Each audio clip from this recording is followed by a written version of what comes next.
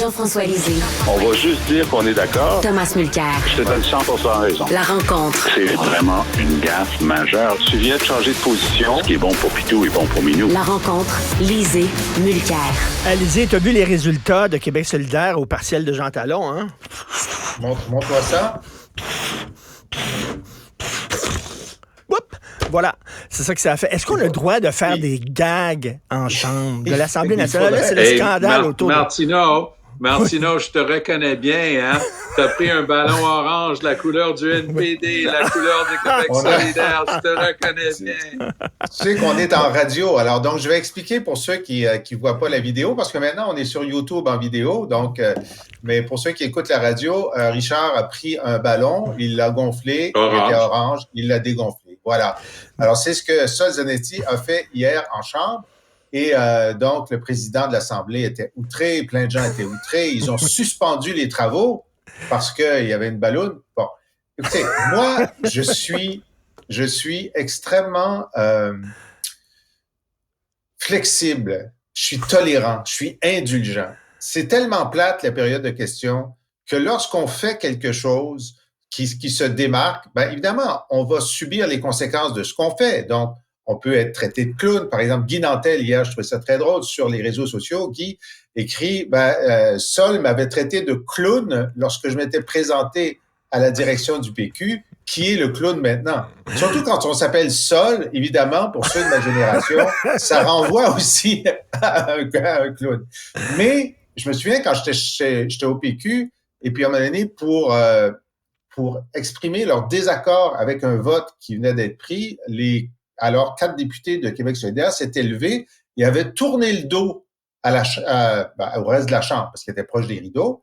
Et puis, mes collègues étaient outrés. Ben, j'ai dit, c'est du théâtre. Ben oui, c'est du théâtre. Ici, on fait de la politique avec des effets de théâtre. Et moi, je trouve ça très bien. Mais j'étais le seul. C'est vrai que je suis un ancien radical, mais ce sont des trucs où on dit, tu le fais, tu assumes les conséquences, et les gens parlent de toi. Tom, il n'y a pas un député, à un moment donné, qui était parti avec sa chaise en chambre. Ben oui. Ben oui, M. Tremblay, un jeune député du Parti... en fait, il était à l'époque avec le Bloc québécois. Il s'est représenté au provincial après pour le Parti québécois. Il était mon vis-à-vis sur l'environnement en chambre, brillant jeune homme. Allez, peut-être moins jeune aujourd'hui comme nous tous, là, mais oui, et ça avait un effet. Parce que je suis pas mal d'accord avec l'emploi du mot clown ici. Et c'est dommage parce que Sol Zanetti est un gars plutôt réfléchi. Et malheureusement pour lui, il n'a pas réfléchi parce que ce truc-là va lui coller. Hein? Ad vitam aeternam, on va se souvenir de lui. Pour toujours avec le ballon. Ouais, c'est sûr. Ouais. Et j'avais un ancien collègue au NPD qui avait pris sur lui-même, il avait eu l'idée d'aller voir le ministre de la Pêche et de poser. Lui, il était de la côte ouest, il avait du saumon, il y avait des histoires de saumon sauvage, saumon d'élevage, un truc comme ça. En tout cas, il arrive avec un poisson en chambre. Il l'avait gardé caché, puis il arrive, il plante le poisson sur le bureau du ministre des Pêches. Ça marche. C'est remarqué. Ben oui. Mais il m'en a parlé 15 ans plus tard pour me dire, je regrette un peu parce que c'est la seule chose que les gens retiennent de moi. Ah oui. Et je vais te parler, il y a deux, puisqu'on est vendredi, on va se raconter des anecdotes. Évidemment, aux États-Unis, à un moment donné, pour montrer que le réchauffement planétaire n'existait pas, il y a un député ou un sénateur républicain qui a pris une balle de neige à l'extérieur puis dit, vous voyez, il n'y a pas de réchauffement. Bon, alors ça vaut ce que ça vaut. Mais pour revenir à Tremblay, je pense que c'était Stéphane Tremblay. En tout cas, oui. Tremblay, il avait pris son fauteuil pour montrer qu'avec la mondialisation, les élus n'avaient plus de pouvoir. Alors, je me suis bien de m'en aller avec mon fauteuil.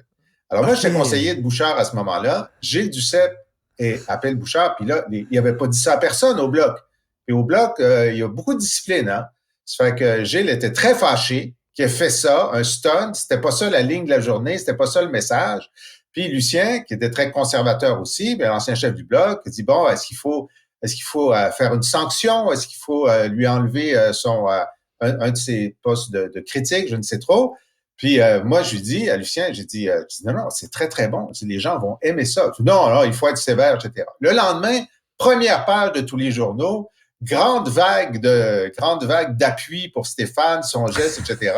Ça fait que Lucien dit ouais, ça a l'air à bien sortir son affaire. Puis là, Gilles Duceppe l'avait sanctionné. Il dit, Gilles n'aurait peut-être pas dû le sanctionner. J'ai dit, en effet, il a été très mal conseillé. Très drôle. Bon, Tom, on voit des beaux arbres dans ta fenêtre en arrière. Je ne sais pas si tu vis à la campagne, mais est-ce que tu as hâte de la saison de ski, de l'arrivée de la saison de ski, mon cher Tom? Oui, mais entre l'émission que je fais plus tôt le matin à CJD et cette émission avec vous deux, j'ai 45 minutes de nage parce que le lac était encore à 18 degrés le 6 octobre. Alors ça, je vous garantis que c'est du jamais vu, mais peut-être avec le week-end qui s'annonce. Mais oui, j'habite dans les Laurentides. Est-ce que tu as déjà fait un week-end de ski à 250 000 $? J'ai une passe de ski pour l'année à Mont-Saint-Sauveur International et ses antennes, Mont-Olympia, Mont-Gabriel et j'en passe. Et tu sais quoi? Ça coûte moins que 1 000 $ pour la saison complète, le week-end, le soir, tout ce qu'on veut de ski toute l'année. Et je fais ça 2-3 fois par semaine. Je fais du ski. On a été élevés ici sur les pentes de ski. Alors, moi, le problème pour Trudeau, c'est que non, mais ça a coûté, son week-end de ski aurait coûté un quart de million de dollars. Oui, pour que monsieur puisse aller faire du snowboard. Parce que, n'oublie pas qu'il n'a pas juste été prof suppléant d'art dramatique, il était enseignant de snowboard aussi. C'est dans son CV. Vrai. Alors, il faut quand même que le gars aille renouveler son permis d'enseignant et pourquoi pas au Montana, c'est là où il est allé.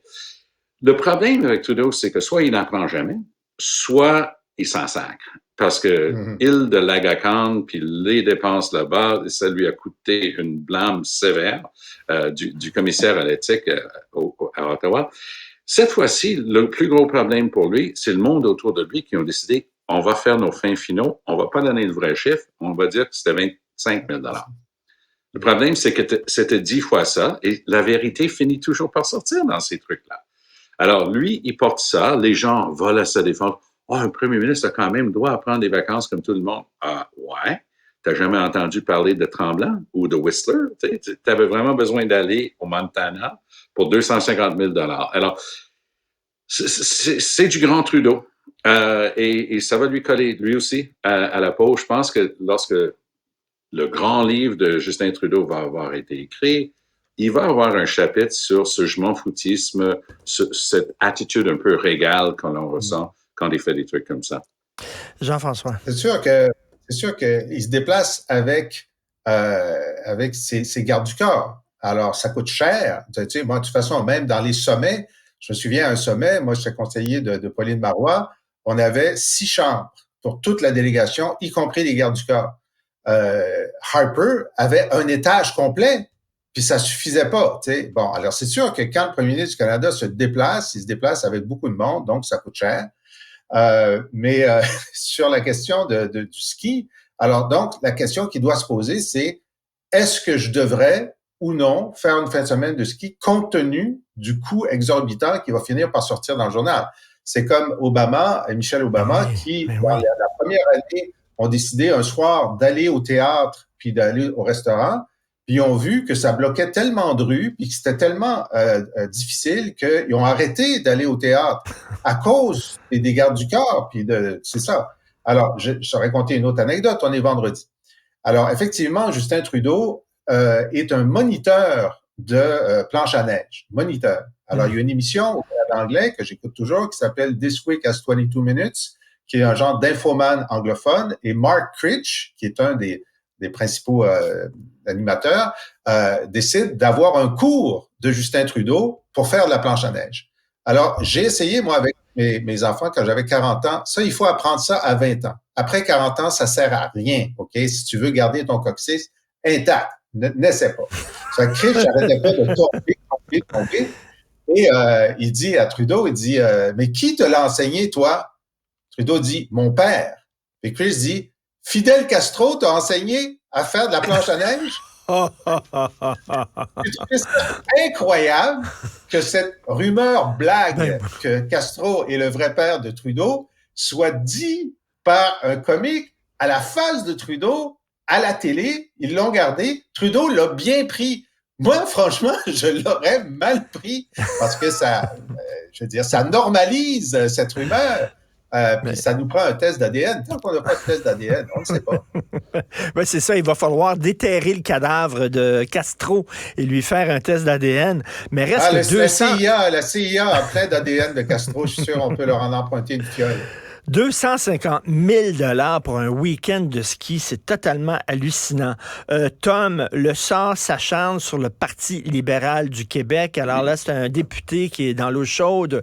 On parle de harcèlement psychologique. Voilà. Alors, Frédéric Beauchemin, un homme bien intelligent, mais le problème pour lui, c'est qu'il a lancé sa campagne à la chefferie. Les libéraux ont quelque chose d'unique. Je ne crois pas qu'il y ait d'autres partis politiques qui ont ça. À l'époque de Bourassa, ils ont réservé 1/3 des votes lors d'une course à la chefferie à leur aile jeunesse. C'était une manière d'assurer l'entrée de jeunes qui s'intéressaient à la politique chez eux parce qu'ils avaient du vrai pouvoir. Et d'ailleurs, ça se sentait jusqu'à l'époque de M. Couillard, ça commençait à dégringoler, mais il faisait toujours l'entrée politique de la saison, 2e, 3e fin de semaine du mois d'août, à Québec, grande cité collégiale là-bas. C'était vraiment un événement marquant. C'était la pépinière du Parti libéral, cette force jeunesse. Et ça attirait beaucoup de gens qui devenaient par après leurs organisateurs, leurs chefs de cabinet, et ainsi de suite. C'était du grand Bourassa. Tu sais, c'est de réfléchir à l'avance. Donc, ils sont très côtoyés. Une nouvelle présidente de l'aile jeunesse du Parti libéral s'est plainte hier. Elle dit, écoute, moi, je fais l'objet de harcèlement. Alors, elle parle des autres personnes qui sont autour d'elle dans cette gang-là. Mais d'une manière plus importante encore, elle est en train de pointer du doigt Frédéric Beauchemin. Lui, il prend un peu de recul, il dit, c'est pas moi, et il dit, je vais laisser les instances du parti traiter de ça, ce qui est neutre pour l'instant.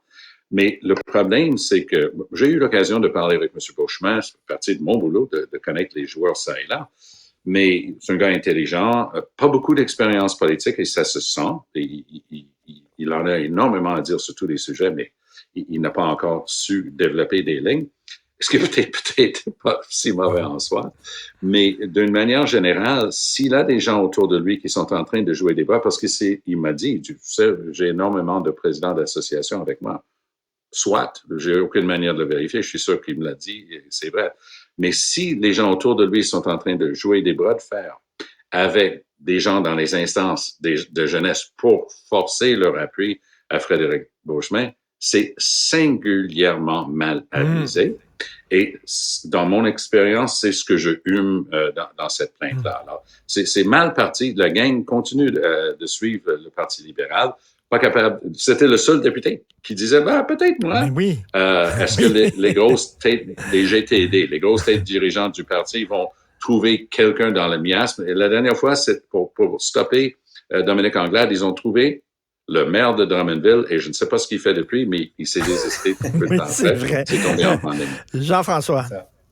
Bon, alors, c'est vrai, l'aile jeunesse a statutairement le tiers des votes, pas seulement à une course, pas à une course au leadership, mais dans un congrès, et ils sont évidemment membres de l'exécutif. Je ne sais pas combien de membres ils ont à l'exécutif. Et là, bientôt, donc, le congrès et l'exécutif va recommander les règles de la course. Et l'enjeu, c'est est-ce que la course va avoir lieu plus tôt ou plus tard? Beauchemin, seul candidat déclaré, veut que ça soit le plus vite possible parce qu'il est tout seul. Alors, si c'est vite, il va peut-être gagner. Bon, si c'est plus tard, il y aura peut-être quelqu'un qui va se dévouer. Alors, ce que je comprends de la plainte, c'est que des attachés politiques de Beauchemin ont fait pression sur la présidente de la commission jeunesse qui est membre de l'exécutif pour qu'elle recommande un congrès, une course au leadership plus rapide pour aider Beauchemin. Et c'est de ça qu'il est question. Et donc, elle se dit, puis on ne sait pas, hein, en ce moment, on dit harcèlement psychologique, des fois parce qu'il y a juste eu une conversation un petit peu insistante, comme il se fait entre militants. Donc, il faudrait avoir la bande audio pour savoir s'ils ont juste insisté ou si, elle dit qu'elle a pleuré. Alors, quand tu fais pleurer quelqu'un, peut-être que tu as trop insisté. Bon. Alors, quoi qu'il en soit, l'enjeu, il est là. Il est au fait qu'il y a un bras de fer entre Beauchemin et ses adjoints pour essayer d'influencer, ce qui est son rôle d'influencer, le vote bientôt au Parti libéral maintenant. Est-ce qu'il est allé trop loin? En tout cas, il est allé assez loin pour qu'on parle de lui en mal ou de son staff, plutôt que d'en parler en bien, ce qui n'est pas exactement l'effet recherché. Et Tom, très rapidement, là, bientôt, le Parti libéral vont sortir dehors puis vont pogner les gens dans la rue en disant « Ça vous tente-tu d'être chef du parti? » Ils l'ont déjà essayé lors de la dernière campagne, tu te souviens? Ils n'étaient pas capables d'avoir 8 personnes dans une salle, dans une grande région où ils avaient beaucoup de sièges, comme Gatineau, tout l'Outaouais. Ils avaient encore une force d'élus. Ils n'étaient pas capables de trouver 8 personnes pour mettre dans une salle. Alors, c'est catastrophique. On va dire les choses clairement. Oui. Et je suis pas convaincu que la grande tournée qui a été faite va changer quoi que ce soit. Les gens qui sont en arrière de ça ont décidé que ils vont continuer dans la même veine. C'est un parti libéral. Quand ça a été conçu par Honoré Mercier, qui était une figure de proue de la politique québécoise progressiste, c'était vis-à-vis le pouvoir de l'Église, s'affranchir. Il y avait des idées. Cette idée libérale, à mon point de vue, depuis que M. Charest est arrivé, qui était un ancien chef progressiste conservateur, on a eu M. Couillard, puis entre nous, Philippe était le gars le plus brillant que tu aies jamais rencontré, puis il était capable à plein des égards, mais c'était un gars foncièrement conservateur, petit C. Alors, les gens qui sont là, moi j'aime bien André Pratt, c'est un gars que j'aime, je connais personnellement, que j'aime beaucoup, mais André, on va se le dire, là, c'est un conservateur petit C aussi. Alors, donc, est-ce que c'est ça le branding? Mais il y a Denis Coderre qui est disponible. Hein? Il lève la main. Là. Il est remis. Il est remis. Il est remis. Merci à vous deux. Merci. Bon long week-end. Merci beaucoup. À mardi. Oui, si vous voulez vous procurer le nouveau livre de Jean-François Lisée, Par la bouche de mes crayons, qui est un recueil de ses meilleures chroniques du devoir, vous abonnez à son excellent balado, d'ailleurs, que j'ai écouté hier soir, ou alors lire ses commentaires sur l'actualité sur son blog. Allez sur laboîtealizée.com.